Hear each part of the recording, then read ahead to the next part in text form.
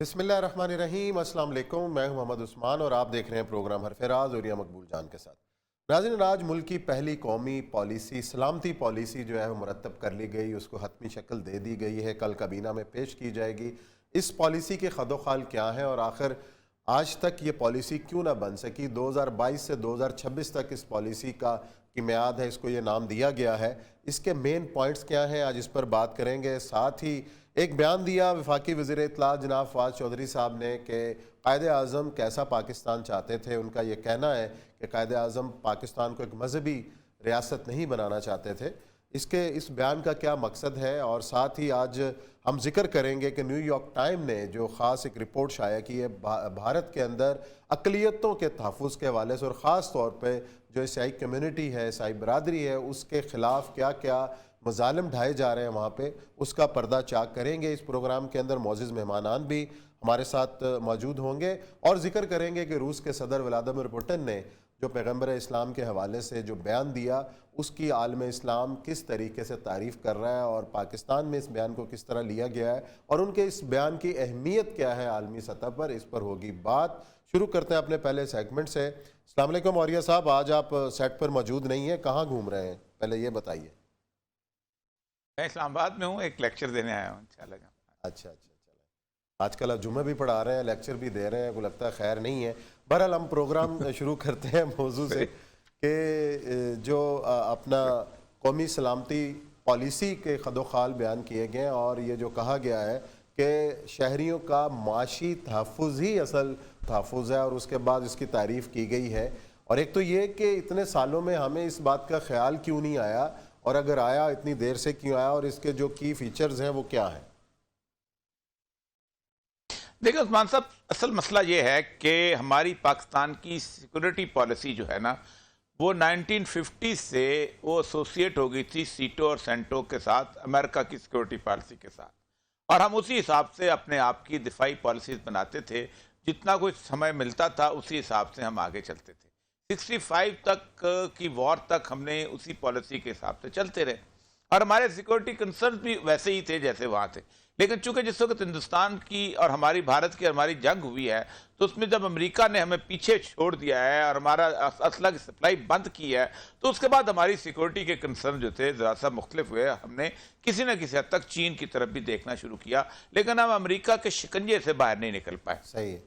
और उसके साथ आपने देखा होगा कि 71 में अमेरिका और रूस इन सारों ने मिलकर जो कुछ पाकिस्तान के साथ किया, अगरचे कि अमेरिका कहता है कि हमने बहुत कोशिश की मशरकी पाकिस्तान को बचाने की, लेकिन मशरकी पाकिस्तान चला गया। और असल में जो वेस्ट पाकिस्तान का तहफ़्फ़ुज़ था, उसकी जो अमेरिकन पेपर ये कहते हैं कि अमेरिका के अंदर ये सोच बड़ी अहम हो गई थी कि अगर मगरबी पाकिस्तान जो है वो भारत की तरफ चला गया और खुदा ना खास्ता ये लेवल आ गया, तो खित्ते से अमेरिका का खुदा हाफिज हो जाएगा। इसीलिए उन्होंने इंदिरा गांधी को वार्न किया था और फिर उसमें सीज फायर करवाया गया था।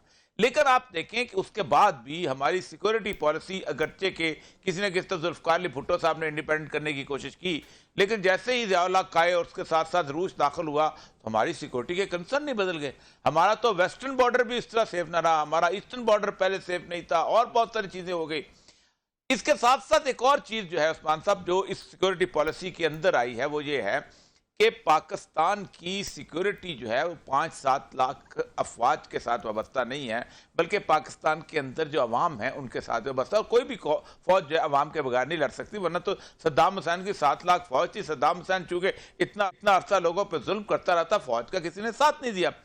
अब मसला इसमें यह है, इस तरह की सिक्योरिटी पॉलिसी अगरचे के कैबिनेट में अप्रूव तो हो जाएगी, लेकिन क्या इस सिक्योरिटी पॉलिसी को हम इम्प्लीमेंट कैसे करेंगे, इकोनॉमिक सर्वाइवल कैसे होगी। इकोनॉमिक आपने जैसे मैं वही पढ़ रहा था कि 116 अरब डॉलर हमारे ऊपर कर्जा बन चुका है, बैरूनी कर्जा। अंदरूनी कर्जा तो इससे कहीं गुना ज्यादा है, जो कि हमने अवाम का पैसा जो है वो खर्च कर दिया, वह कर्जा ले लेके 116 अरब हमारा डॉलर जो है उसकी डेट किस्त कौन अदा करेगा। और अगर डेट किस्त आप नहीं अदा करेंगे तो फिर आगे आप कैसे चलेंगे, आपकी इंटरनेशनल तल्लुकात कैसे होंगे, आपकी बाकी सारी चीजें कैसे चलेंगी। सिक्योरिटी जो है किसी भी मुल्क की, वो बेसिकली वाबस्ता होती है आपकी माशी खुशहाली के साथ भी, और सबसे बड़ी बात ये होती है कि आपके पड़ोस के साथ ताल्लुकात के साथ भी। आपका वेस्टर्न बॉर्डर जो है خدا خدا کر کے ٹھیک ہوا ہے، بہتر ہوا ہے، تعلقات بہتر ہوئے ہیں، لیکن آپ کی سیکورٹی پالیسی اگر اس طرح کی رہی کہ ہم نے باقی دنیا کو دیکھ کے اپنے ویسٹرن بارڈر کو چلنا ہے تو پھر تو آپ کو گیا. آپ دیکھیں باقی ساری دنیا کے بھارت کے ساتھ تعلقات اچھے ہیں، آپ کے نہیں ہیں، کیونکہ آپ کہتے ہیں کہ بھارت ہمارا دشمن ہے. باقی ساری دنیا کے افغانستان کے تعلقات ٹھیک نہیں ہیں، آپ کا دوست ہے، آپ کیوں نہیں کہتے کہ ہمارا دوست ہے؟ یعنی بھارت کے مقابلے میں تو آپ سنتے نہیں ہیں انٹرنیشنل کمیونٹی کی. ان کو کہتے ہیں کہ نہیں، آپ جب افغانستان میں نیگوشیٹ کرنے جاتے ہیں تو آپ کہتے ہیں کہ بھارت کو نکال دو یہاں سے، تب ہم بیٹھیں گے، اور آپ کی بات مانی جاتی ہے. ایک بات بتاؤں عثمان صاحب، یہ پالیسی اب آئی ہے، لیکن میں ایک بات بتاؤں، پاکستان اس وقت پوری دنیا کا بلو آئیڈ بوائے ہے. پاکستان کے بغیر نہ امریکہ مکمل ہے، نہ چین مکمل ہے، نہ روس مکمل ہے. پاکستان کے اندر اگر کوئی قیادت واقعی سمجھنے والی ہو، اور مجھے عمران خان صاحب سے قطعاً کوئی توقع نہیں ہے فی الحال، کم از کم اس لیول کی کہ اس طرح کی جسے کہتے ہیں چمکھی لڑائی کے اندر آگے بڑھ سکیں گے، لیکن کچھ نیشنل کنسنسس اگر بلٹ ہو جائے. پاکستان اس وقت جتنا کچھ کر سکتا ہے، پاکستان اگر ایک طرف ہو جائے تو امریکہ اس پورے خطے سے خداحافظ ہو جاتا ہے، انڈیا جو ہے دوسری طرف ہو جاتا ہے. پاکستان اگر امریکہ کی طرف چلا جائے تو چین کا پورا بیلٹ اینڈ روڈ کا پروگرام جو ہے وہ جسے کہتے ہیں کھو کھاتے میں جیسا وہ چلا جاتا ہے. پاکستان اگر اس وقت روس سے علیحدہ ہو جائے تو روس کی پوری انویسٹمنٹ اور وہ 1343 کا جو خواب تھا جو کہ سینٹ پیٹر دی گریٹ نے دیکھا تھا، جس کے نام پہ پیٹر، وہ خواب پورا نہیں ہوتا. آپ سوچیں کہ اس وقت پاکستان کی سیکورٹی پالیسی سے بنانے سے زیادہ پاکستان کو ایک ایسی لیڈرشپ کی ضرورت ہے جو لیڈرشپ آنکھوں میں آنکھیں ڈال کر بتائے کہ تم نے اگر ہمارے ساتھ رہنا ہے. لیکن اور یہ صاحب لیڈرشپ کی آپ نے بات کی، لیڈرشپ تو کنفیوز ہے، اس حد تک کنفیوز ہے کہ وہ یہ کہتی ہے کہ قائد اعظم کیسا پاکستان چاہتے تھے. آج 72 سال بعد بھی ہم اس بحث کے اندر پڑے ہوئے ہیں کہ ہمارے وزیر اطلاعات صاحب فواد چوہدری صاحب کہتے ہیں کہ قائد اعظم مذہبی پاکستان، مذہبی ریاست نہیں چاہتے تھے. سن لیں انہوں نے کیا کہا، پھر اس پہ آپ کا تبصرہ درکار ہے. عمران خان جس پاکستان کو پروکلیم کرنا چاہتے ہیں وہ قائد اعظم محمد علی جناح کا وہ پاکستان ہے جو انہوں نے سوچا تھا. سب سے پہلے تو یہ کنفیوژن بالکل دور کر لیجئے کہ قائد اعظم کوئی مذہبی ریاست چاہتے تھے. قائد اعظم پاکستان کو ہرگز ایک مذہبی ملک کے طور کے اوپر نہیں دیکھتے تھے.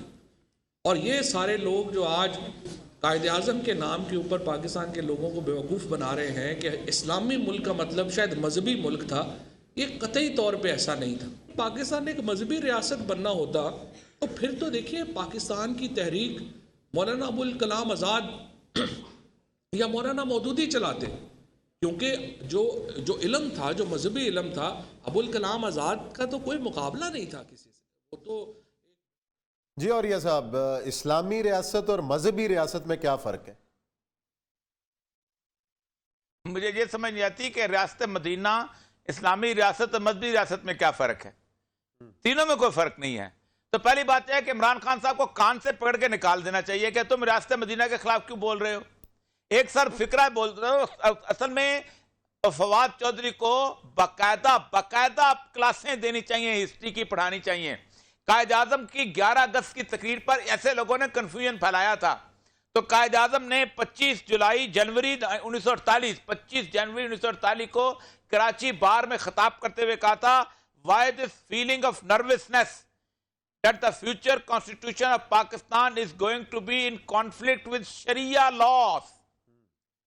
شریعت کا لفظ استعمال کیا ہے. مذہب میں اور کیا ہوتا ہے؟ شریعت ہوتی ہے. اسلام میں تو شریعت ہے. پھر اللہ آگے قائد اعظم نے بات ختم نہیں کی، کہا Islamic principles today are as applicable to life as they were 1300 years ago. آپ سوچیں کہ انہوں نے کہا کہ جیسے 1300 سال پہلے اسلام کے قوانین نافذ العمل تھے، یہاں نافذ العمل. یہی بات تو عمران خان کہتے ہیں. عمل کریں یا نہ کریں یہ تو علیحدہ بات ہے، لیکن اگر عمران خان صاحب کا جو سپوکس پرسن ہے وہ اس طرح کی بات کرے گا تو پھر اس کا مطلب یہ ہے کہ آپ تو لوگوں کو کنفیوز کر رہے ہیں. پہلی ہمارا تو عمران خان صاحب سے بنیادی جو ہی تصور ہی یہی ہے کہ آپ کے اندر عجیب و غریب قسم کا چڑیا گھر کٹھا ہوا ہے. کوئی پرو اسلامک ہے، کوئی پرو سیکولر ہے، کوئی پرو لبرل ہے، کوئی پرو جناب وہ اپنا ٹرانسجینڈرز کے وہ LGBT کے ساتھ ہے. عجیب و غریب جب لوگ کٹھے ہوئے کیے ہوئے ہیں آپ نے. ایک نظریاتی پارٹی نہیں ہے. آپ راست مدینہ کرتے ہیں, آپ تسبیح پھیرتے رہتے ہیں, آپ لوگوں کو, آپ کس کو دھوکہ دے رہے ہیں یار, خدا کے خوف کو. اور میں آپ بتاؤں, نیشن کنفیوز ہو چکی ہوئی ہے. قومیں بھوک برداشت کر لیتی ہیں, قومیں اپنا ہر چیز طرح کی مہنگائی برداشت کر لیتی ہیں اگر قوموں کو پتا ہو کہ ہمارا لیڈر میں راستہ ٹھیک دکھا ہے. جہاں لیڈر کے راستے دکھانے والے 6-6 7-7 لوگ کٹے ہوئے ہیں, اور ہر طرح کے. ایک کہتا تھا مذاکرات کرو ان سے, اپنا ٹی ایل پی سے, ایک کہتا تھا نہیں کرو, ایک کہتا تھا یہ فلاں ہے, ایک کہتا تھا یہ ہے.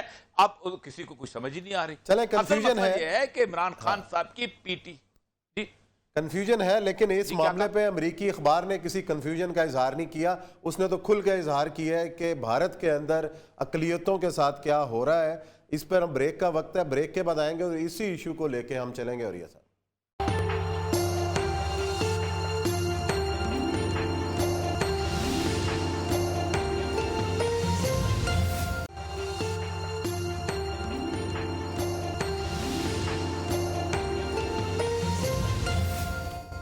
ناظرین, بریک کے بعد آپ کو خوش آمدید کہتے ہیں. امریکی اخبار نیو یارک ٹائم نے بھارت میں اقلیتوں کے حوالے سے خاص رپورٹ جاری کی اور خاص طور پہ عیسائی کمیونٹی پر جو مظالم روا رکھے جا رہے ہیں ان کا پردہ چاک کیا ہے.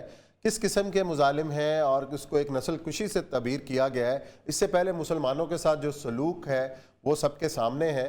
اور آج اسی موضوع کے اوپر ہمیں جوائن کیا ہے ڈین آف لاہور کیتھیڈرل ہیں شاہد معراج صاحب. انہی سے پوچھیں گے کہ وہ کیا تاثرات رکھتے ہیں اور کس قسم کا عالمی برادری سے وہ مطالبہ کرتے ہیں کہ ان مظالم کو رکوانے کے لیے اور اس نسل کشی کو رکوانے کے لیے کیا اقدامات کیے جانے چاہیے. السلام علیکم شاہد معراج صاحب. جی وعلیکم السلام. شاہد صاحب, آپ نے امریکی اخبار کی رپورٹ پڑھی ہے اور بڑے چونکا دینے والے انکشافات ہیں کہ کس طریقے سے عیسائی کمیونٹی کو خاص طور پر جو ہے وہ نشانہ بنایا جا رہا ہے. باقی اقلیتوں کا حال بھی آپ کے سامنے ہے, مسلمانوں کے ساتھ جو سلوک ہے, سکھوں کے ساتھ جس طرح ان کا سلوک روا ہے. اب عیسائی کمیونٹی کو بڑے عرصے سے پہلے بھی نشانے پہ تھے, لیکن یہ گزشتہ سالوں میں اس میں بہت اضافہ دیکھنے میں آیا ہے. جی ہاں, یہ یقیناً ہی انتہائی افسوسناک, قابل مذمت, اور اس کے لیے تو الفاظ ہی کوئی نہیں ہے. لیکن میں آپ سے بڑے احترام سے ایک گزارش کرنا چاہتا ہوں کہ جو ہم مسیحیوں کے لیے, کرسچنز کے لیے لفظ استعمال کرتے ہیں جی, وہ عیسائی نہیں بلکہ مسیحی ہے. اور میں خود اسلامک گارڈین کونسل میں گیا تھا, اور وہاں پہ کوئی ایک منٹ بھی ان کا پاس ہے. پھر سپریم کورٹ آف پاکستان میں نے 20 اپریل 2018 میں ایک درخواست دی تھی, جو 2018 11 مئی کو غالباً جب ہمارے شہید جو بیتیل میموریل چرچ میں 17 دسمبر 2017 کو گئے تھے, جی جی جی, ان کا کیس سنا جا رہا تھا. تو اس میں سپریم کورٹ آف پاکستان نے کہا کہ مسیحی کہا جانا چاہیے, اور کسی حکومت نے یہ نہیں کیا. یہ ایک ایسا لفظ بعض اوقات ہو جاتا ہے جو امتیازی سلوک بن جاتا ہے. جی بالکل, مسیحی برادری کے حوالے سے جو بھی آپ کہہ رہے ہیں. اب اس پہ بھارت کے حوالے سے ٹو دی جو پوائنٹ ہے بات, وہ میں عرض کرتا ہوں. دیکھیں, بات یہ ہے کہ یہ انتہا پسندی جو ہے یہ بہت ہی ظلم کی بات ہے. اور خاص طور پر جو آپ نے ذکر کیا عالمی برادری کا, عالمی برادری جو ہے اس کا جو دورہ معیار ہے وہ انتہائی شرمناک ہے. اور اگر ان کے اپنے مطلب ضرور کرتے ہیں, لیکن جب دور دراز ہو یا جہاں ان کے اپنے نہیں ہے, کبھی انہوں نے انسانوں کی بات نہیں کی. تو اس لیے میں سمجھتا ہوں کہ یہ جو انڈیا میں اس وقت ہوا ہے, بھارت میں ہوا ہے, دنیا کے کسی بھی خطے میں ہے, ایون ہمارا جو بھی ہے, بات یہ ہے کہ اس چیز کو ہر سطح پر اس کی حوصلہ شکنی ہونی چاہیے. اور حوصلہ شکنی صرف لفظوں سے نہیں بلکہ ہمیں ہر لحاظ سے کرنی ہے. دیکھیں, چاہے وہ مسلمان ہیں, چاہے مسیحی ہیں, سکھ ہیں, کوئی بھی ہے, انسان بنیادی طور پر تو انسان ہے. صحیح بات. اور یہ انتہا پسندی کی سوچ جو ہے, یہ لوگ دیکھیں یہ تو خدا پر قبضہ کرنے کی کوشش کر رہے ہیں, اور یہ کسی اور کو موقع ہی نہیں دے رہے. اور اٹھا کر دیکھ لیں ماضی میں. اچھا شاہد صاحب, میں ذرا سا رپورٹ کے اوپر ذرا سا जी शायद और मैं ये थोड़ा साहब सा रिपोर्ट के ऊपर थोड़ा सा कंसंट्रेट करवाना चाहूंगा। मेरा ख्याल है कि न्यूयॉर्क टाइम्स की तारीख में इतनी बड़ी पूरे सफ़े की कम से कम 2 सफ़ों की रिपोर्ट बनती है, और ये खालिसतन आप अंदाज़ा करें जो उन्होंने ये कहा है कि इस वक्त इंडिया के अंदर राजस्थान में, यूपी में, दिल्ली में, मध्य प्रदेश में, गुजरात में, हरियाणा में, हिमाचल प्रदेश में, उत्तराखंड में, झारखंड में, कलकत्ता में और उड़ीसा में एंटी कन्वर्शन जो लॉज बन चुके हुए हैं, उसका सबसे बड़ा निशाना जो है वो मसीही बरादरी बन रही है। और उन्होंने वाक़े का आगाज़ जो है वो बड़ा हैरान कुन किया है, ताकि आपको अंदाज़ा हो जाए कि वो कहते हैं कि स्वाम of man dressed in saffron poured inside, के गैरवे कपड़ों में पहने हुए लोग अंदर दाखिल हुए और वो चर्च में दाखिल हुए। दे jumped out on stage and shouted Hindu सुप्रीमेट slogans, they punch the pesters. अच्छा, उन्होंने उसको पादरी को, पेस्टर को मारा, जितने भी वहां खड़े थे, औरतों को उठा उठा के पटका, बच्चों को जमीन पे मारा। और जब पुलिस आई तो पुलिस जो है वो पादरी ही को गिरफ्तार करके ले गई और उसको कहा कि तुम बुनियादी तौर पर एंटी कन्वर्शन लॉ जो है, तुम हिंदुओं को ईसाई बना रहे हो, हिंदुओं को मसीही बना रहे हो। अब इसके साथ उन्होंने पूरे का पूरा एक पेज के दे वांट टू रिमूव, उनके फीलिंग ये हैं कि वो चाहते ये हैं कि या इनको कत्ल कर दिया जाए या इनको हिंदू बना दिया जाए। और उन्होंने ये 25 रियासतों की बात की है। दे acted like a don just like they have terrorism to beat the Muslims with. हमें वो टेररिस्ट तो नहीं कह सकते, लेकिन हमें कहते हैं कि ये हिंदुओं को अक़लियत में बदल रहे हैं। इतनी बड़ी रिपोर्ट जो कि है, आप खुद सोचें कि ये इसमें को कहते हैं कि ये अवाम नहीं है, स्टेट मशीनरी अवाम का साथ दे रही है। और वो कहते हैं कि ये कहीं दुनिया में नहीं होता कि रियासत बजाते खुद जो है वो उन मजलूमों को ही पकड़ के ले जाए, और उन्होंने 12 शहरों के मजलूमों का नाम लिया है। सही है। देखें जी, ये जो आपने जिक्र किया है, ये इंतहाई अफसोस क्या पूरी दुनिया को फैसला देने वाली बात है कि इंडिया जो बड़े दावेदार हैं इस बात के कि वो बड़ा तहफ़्फ़ुज़ करते हैं, हर एक को बड़ी आज़ादी है, ये सारा बेनकाब कर दिया है उनका जो ये सिलसिला है कि किस कदर उन्होंने ये जुल्म जो है इसको शुरू किया। और फिर सबसे जो भयानक बात है कि जो रियासत है वो तो सबके लिए होती है, हम यही कहते आ रहे हैं, रियासत वहां होती है, और जब वो वहां जो है वही सुहेली हो जाए तो फिर बच्चों का क्या बनेगा। और ये इंतहाई जुल्म बर्बरियत जो है, इसकी हर लिहाज पर, हर सतह पर इसकी मजम्मत भी होनी चाहिए। और जो अदारे बने हुए हैं वो सिर्फ अपनी रिपोर्ट सीधा पेश करें, बल्कि इनके खिलाफ बाकायदा एक्शन लें। अब देखिए ना, आलमी इंडिया को वो कोशिश करते हैं कि अच्छी अच्छी जगह पर बिठाएं, लेकिन वहां पर जो हाल है, ह्यूमन राइट्स का हाल है, वहां पर जो हिंदुओं के अलावा लोग हैं उनका हाल है, चाहे वो किसी भी मजहब से ताल्लुक रखते हैं, इंतहाई अफसोसनाक और दर्दनाक है। और ये जो चौंका देने वाली खबर जो वाकया हुए हैं, इनका पूरी दुनिया को, आलमी बरादरी को हर तरह से नोटिस लेना चाहिए। बिल्कुल कड़ा नोटिस लेना चाहिए। और कश्मीर की बात हो, भारतीय मुसलमानों के साथ सलूक की बात हो, या मसीही बरादरी के साथ हो, और ये साहब पहले भी कहते रहे कि इतना जो अगेंस्ट प्रेस है, पहली बार इंटरनेशनल प्रेस इंडिया को जो है वो देखने को मिल रहा है कि इंडिया के खिलाफ, लेकिन इसके बावजूद आलमी बरादरी टस से मस नहीं हो रही, भारत के खिलाफ कोई आवाज बुलंद नहीं हो रही। इसकी क्या वजह समझते हैं और ये साहब? अच्छा, इसकी बुनियादी वजह जो है 2 हैं। एक तो यह है कि सारी हमारी पूरी की पूरी इंटरनेशनल पॉलिटिक्स जो है वो है उसके ऊपर, मार्केट के ऊपर। मार्केट में सौदा बिकेगा, सरमायादार के पास पैसा आएगा, वो पैसा देगा ट्रंप को इलेक्शन लड़ने के लिए, वो पैसा देगा ब्लेयर को इलेक्शन लड़ने के लिए, वो पैसा देगा सरकोजी को इलेक्शन लड़ने के लिए। तो ये पैसा जो है, इसके लिए आपको इंडिया की पॉलिटिक्स में नाराज नहीं करना चाहते। कितना भी आप ह्यूमन राइट एक्टिविस्ट हो जाएं, लेकिन वो जिस बंदे ने पैसा लगाया हुआ है कॉर्पोरेट कल्चर ने इस डेमोक्रेटिक पॉलिटिक्स के अंदर, वो नहीं हो। एक तो ये चीज़ है। दूसरा ये हो गया है कि कंटेनमेंट ऑफ चाइना का जो मसला है, उसके अंदर अभी तक वो समझते हैं कि इंडिया जो है वो किसी न किसी तक हमारे काम आ सकता है, और क्वेड की वजह से भी आ सकता है, और बाकी चीज़ें आप खुद देखें ना کہ روس جیسا ملک جو ہے وہ بھی انڈیا کو وہ دے رہا ہے اپنا میزائل جو ہے ایئر ڈیفنس سسٹم. حالانکہ روس جو ہے وہ اس کے اگینسٹ انڈیا کو بلڈ کیا جا رہا ہے. لیکن انڈیا کی امپورٹنس اس لیے ہے کہ ایک تو یہ ہے کہ انڈینز جو ہے وہ اپنا بہت عرصے سے ایک پلاننگ کے تحت انٹرنیشنل جو کارپوریٹ سیکٹر ہے اس کے اندر ہو گئے. تقریباً اس وقت حالت یہ ہے کہ آلموسٹ 70-80% کارپوریشنز کے سربراہ جو ہیں وہ انڈینز بن چکے ہوئے ہیں اور وہ اپنے ان کے مفادات کا تحفظ بھی کرتے ہیں. اور یہ سب آپ نے روس کی بات کی ہے، روس کی بات کی ہے تو روس کے صدر ولادیمیر پوٹن نے جو گزشتہ دنوں بیان دیا ہے پیغمبر اسلام کے حوالے سے، اس کو سراہا گیا ہے پوری مسلم دنیا کی جانب سے، خاص طور پر پاکستان پر جس رد عمل کا اظہار کیا اس کو خوشائند قرار دیا. اس بیان کی اہمیت کیا ہے عالمی سطح کے اوپر، اس پر کریں گے بات بریک کے بعد. ہمارے ساتھ رہیے.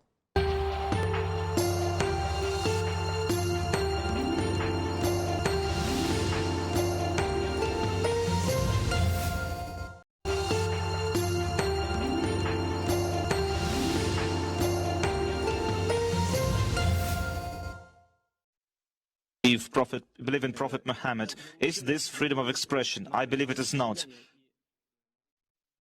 I believe it is an attempt to offend the feelings, the close feelings of a person who has his convictions. And if you do that, if you offend people's faith, this leads to further extremism. So freedom is something that you have on the inside, and freedom must come from respect toward all. جی ناظرین، روس کے صدر کا یہ بیان آپ نے سنا، بڑا دو ٹوک اور واضح بیان کہ پیغمبر اسلام کی توہین آزادی اظہار قطعاً نہیں ہے. اس کی تعریف کی گئی، وزیر اعظم عمران خان صاحب نے اس کو ٹویٹ کیا، اس کی تعریف کی، ہماری دینی جماعتوں کے سربراہان نے اس کی تعریف کی. اور کتنا بڑا یہ بیان ہے، اور یہ صاحب اور عالمی برادری کو کس طریقے سے اس کو لینا چاہیے. اور مسلمان ملک جو ہیں کبھی دو ٹوک ہو کے سامنے نہیں آئے جس طریقے سے ولادیمیر پوٹن نے یہ بیان دیا. کیا سمجھتے ہیں اس بیان؟ دیکھیں، ایک لفظ یورپی یونین نے نہیں بولا، کیونکہ اگر وہ ایک لفظ بولتے ہیں تو آج یورپ کے چولہے ٹھنڈے ہو جاتے ہیں، کیونکہ اس کی ساری گیس کا انحصار جو ہے وہ روس کے اوپر ہے. اس کے پیٹرول پمپوں پہ لائن لگ جاتی ہے، کیونکہ 50% سے زیادہ تیل جو ہے وہ روس سے آتا ہے، اور روس ہی ہے جو ان کی دونوں چیزوں کو سپلائی کرتا ہے. ان کی اکانومی جو ہے وہ انرجی کی وجہ سے بالکل دھڑام سے گر جاتی ہے. معاملہ سارا یہ ہے کہ جو طاقت اور جو قوت پیوٹن کے پاس ہے، میں نے انرجی کی سپلائی کی، یہ طاقت اور قوت پاکستان نہیں بلکہ عرب جو شیوخ ہیں، ایران ہے، عراق ہے، ان ساروں کے پاس رہی ہے ہمیشہ سے. لیکن آج تک کبھی کسی نے اتنے زور سے یہ بات نہیں کی. وجہ کیا ہے؟ وجہ صرف یہ ہے کہ آپ دیکھیں 1998 میں اس پورے یورپ نے اس کا بھرکس نکال دیا تھا، اس کا روس کا، سوویت یونین کا. غربت آ گئی تھی، افلاس آ گئی تھی، ہر جگہ عورتیں بکنا شروع ہو گئی تھی. اس کے باوجود انہوں نے اپنے آپ کو سروائیو کیا اور نکالا. یہی وجہ ہے کہ یہ قومیں جو ہیں غیرت مند ہوتی ہیں اور قومیں آگے بڑھ جاتی ہیں. آپ سوچیں کہ 1992 میں جب گلاسنوسٹ آئی ہے تو روس جو تھا وہ امریکہ سے اور باقی جگہوں سے IMF ورلڈ بینک سے قرضہ لے رہا ہوتا تھا. آج روس کو اوپر 1 روپے کا قرضہ نہیں، کیونکہ انہوں نے اپنے آپ کو پھر بلٹ اپ کیا ہے. مسئلہ سارا یہ ہے کہ مسلم امہ میں غیرت نام کی کوئی چیز ایگزسٹ ہی نہیں کرتی. تو آپ یہی فکرہ اگر آپ مجھے کہتے کہ انٹرنیشنل کمیونٹی کے اندر آپ کو آنکھیں دکھانی پڑتی ہیں. آپ ہر ملک کی مجبوری ہے. خان صاحب اگر اس وقت ایران کے فرانس کے سفیر کو بلا کے صرف ایک فکرہ بول دیتے، میں کہتا ہوں ان کی اتنی بڑی موومنٹ نہ اٹھتی. صرف آپ ان کو بلا کے کہتے کہ آپ نے غلط کیا ہے. لیکن نہیں، یہ غیرت، یہ حمیت، یہ تقریریں کرنے سے نہیں آتی، یہ فورمز کے اوپر بات کرنے سے نہیں آتی. یہ باقاعدہ دو ٹوک جیسے پیوٹن نے کہا ہے ویسے یہ صورتحال آتی. خان صاحب نے تو عالمی فورمز کے اوپر اسی بات کی ترجمانی تو کی ہے مسلم دنیا کے اندر. خان صاحب کا اس حوالے سے تو آپ تعریف کریں کہ انہوں نے اس موضوع کو اٹھایا، اکٹھا کرنے کی کوشش تو کی بہت زیادہ. نہیں، خان صاحب تو بلکہ پہلا پاکستان کے اندر پہلا لیڈر ہے، بلکہ عالم اسلام کے اندر بھی بعض معاملات میں پہلا لیڈر بنے گا شاہ فیصل کے بعد. بہت ان کی تعریف کرنی چاہیے. لیکن میں آپ کو بتاؤں کہ اگر اس وقت سفیر کو بلا کے جذبات کا اظہار کیا جاتا تو پاکستان میں اتنا اثر بسر بھی نہ ہوتی، نہ کوئی پارٹیاں اتنی بڑی اس کو ایشو بناتی. اصل مسئلہ یہ ہے مسلم امہ کیا کر رہی ہے عثمان صاحب. دیکھیں نا، سب سے بڑا سوال ہے، جتنی مجبوری روس کی ہے دیکھیں تیل کی مجبوری یورپین یونین کی روس کے اوپر ہے، گیس کی مجبوری کیا یہ قطر کے اوپر نہیں ہے اصول لاگو ہوتا؟ کیا یہ یو اے ای پہ نہیں لاگو ہوتا؟ کیا یہ سعودی عرب پہ نہیں لاگو ہوتا؟ کیا یہ عراق پہ نہیں لاگو ہوتا؟ کیا یہ ایران پہ نہیں لاگو ہوتا؟ یہ سارے لوگ ہیں کہ جو آج اگر شاہ فیصل نے 1973 کے اندر پیٹرول بند کیا تھا، ٹائم کے صفحے پہ اس نے لکھا تھا using oil as a weapon, اور قطاریں لگ گئی تھی یورپ کے اندر، لوگوں کی راشننگ ہو گئی تھی پیٹرول کی، اتنا بڑا ہیرو بن گیا تھا وہ اس وقت، صرف اس لیے اس نے کہا تھا کہ تم نے اسرائیل کا ساتھ کیوں دیا ہے یورپ کے ممالک نے۔ لیکن معاملہ سارا یہ ہے کہ ہمارے ہاں اب انہوں نے اس لیڈرشپ کو ختم ہی کر دیا ہے۔ ہم تو یورپ کے راستے پہ چلنے والے بن گئے ہیں نا، ہم تو نیوم سٹی بنا رہے ہیں، ہم تو اس دن میں اس کی تقریر سن رہا تھا سلمان بن عبدالعزیز کی، وہ کہتا تھا کہ ایک دن عراق یہ یورپ کی طرح کے لوگ ملک ہوں گے اور پہچانے بھی نہیں جائیں گے کہ یورپ میں اور اس علاقے میں فرق کیا ہے۔ تو ظاہر بات ہے جس سرزمین پہ وہ رہتے ہو تم، اس سرزمین میں جس سید الانبیاء صلی اللہ علیہ وآلہ وسلم نے جنم لیا تھا اور اس کائنات کو روشنی دی تھی، انہوں نے کہا تھا من تشبہ بقوم فہو منہ، جس نے کسی قوم کی مشابہت اختیار کی، جس نے کسی قوم کا رنگ ڈنگ اختیار کیا، جس نے کسی قوم، وہ ہم اسی میں ہو جائیں گے، اسی میں اٹھا دیے جائیں گے، وہ اسی کے ہیں۔ اب یہود و نصارہ کے بارے میں تو کہا گیا لا تتخذوا یہود والنصارى اولیاء، یہود اور نصارہ کو اپنا دوست مت بناؤ، فمن یتولہم، جو کوئی ان کے ساتھ ہوگا وہ انہی میں ہوگا، جو ان کو دوست بنائے گا ہم انہی میں ان کو شمار کیے جائیں گے۔ لیکن کیا آپ سمجھتے ہیں کہ آپ کا نام تو مسلمانوں والا ہو، لیکن قیامت کے دن آپ یہودیوں کے ساتھ اٹھائے جائیں، قیامت کے دن آپ عیسائیوں کے ساتھ اٹھائے جائیں، نام تو آپ کا محمد ہو، نام تو آپ کا علی ہو، نام تو آپ کا ابوبکر ہو، نام تو آپ کا عثمان ہو، اور قیامت کے دن آپ کو کہا جائے کہ نہیں مسلمانوں کی صف سے علیحدہ ہو جاؤ۔ اس لیے کہ آپ دیکھیں، آپ سوچیں کہ جو اس وقت بیس بنتا جا رہا ہے یو اے ای جو ہے وہ اسرائیل کا اور یہودیت کا، اور رسول اکرم صلی اللہ علیہ وسلم کی پیشگوئیاں صاف صاف نظر آ رہی ہیں۔ وہ جو مندر بنا ہے اس مندر میں یو اے ای کے لوگوں نے وزٹ کیا، آپ نے فرمایا کہ وہ قیامت اس وقت تک نہیں آئے گی جب قبیلہ دوس کی عورتوں کی سرین مندروں کی بتوں کے گرد نہیں گھومے گی، بتوں کے گرد، اور وہ گھوم رہی ہیں، وہ جا رہی ہیں، اسی طرح وہ سارا کچھ کر رہے ہیں، اسی طرح یہود و نصارہ نے آنا تھا وہ آ گئے ہیں، اور یہ مسلمانوں کی وجہ سے ہوگا۔ لیکن یاد رکھیے جہاں آپ صلی اللہ علیہ وسلم کی یہ پیشگوئیاں پوری ہو رہی ہیں، وہاں یہ پیشگوئی بھی ہے ویل للعرب، تباہی ہے عرب کے لیے، بربادی ہے عرب کے لیے۔ فرمایا عرب جو ہیں اس کائنات میں دنیا میں اس طرح سے ختم ہو جائیں گے کہ ایک عورت وہاں سے گزرے گی، ایک جوتی کو دیکھے گی اور کہے گی یہ کسی قریش کی جوتی ہے، لیکن قریش نظر نہیں آئے گے۔ اب فرمایا پہلے عرب نہیں، اس سے پہلے فارس ختم ہوں گے، کیونکہ فارس کے ساتھ بھی ایک معاملہ ہے۔ اس کا مطلب یہ ہے کہ پورا میدان جو ہے یہ اس طرح، کیونکہ یہ وہ لوگ ہیں کہ جن تک رسول اللہ کی دعوت براہ راست پہنچی تھی، جن کی زبان میں قرآن اترا تھا، یہ لوگوں نے وہ صورتحال نہیں دکھائی، ان کی سزا ہوگی۔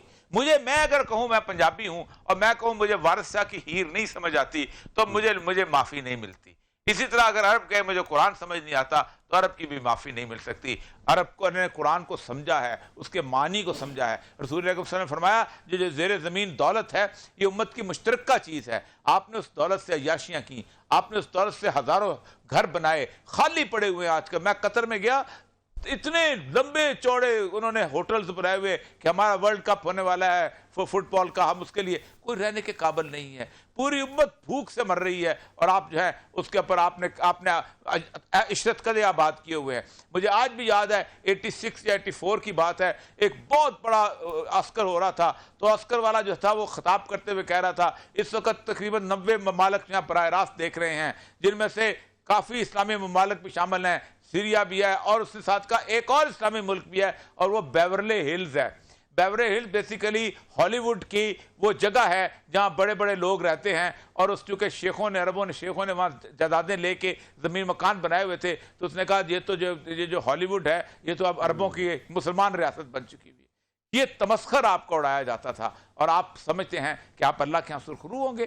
یہ پیوٹن کا مسئلہ یہ ہے کہ پیوٹن نے آج سے تقریباً 4 سال 5 سال پہلے کہا تھا، اس نے کہا we are Christians and we are proud to be Christians, ہم عیسائی ہیں اور ہم عیسائی ہونے پر دو ٹوک موقف ہے، اور اس دو ٹوک بیان کو سراہنا چاہیے، اور اس پر جو مسلم ملک ہیں ان کے بیان کو کیش بھی کرانا چاہیے۔ لیکن یہاں ہمارے پروگرام کا وقت ختم ہوتا ہے، کل انشاءاللہ پھر ملاقات کریں گے نئے موضوعات کے ساتھ۔ اپنا خیال رکھیے گا، اللہ حافظ۔